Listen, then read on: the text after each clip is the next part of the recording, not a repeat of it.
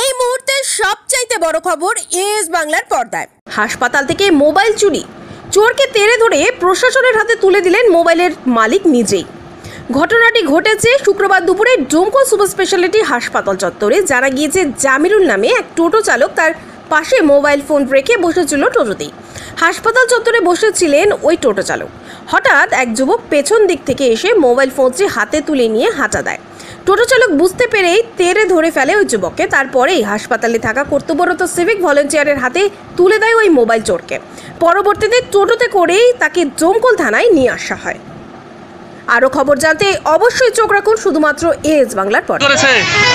আপনার মোবাইল চুরি করেছে? কোথা থেকে?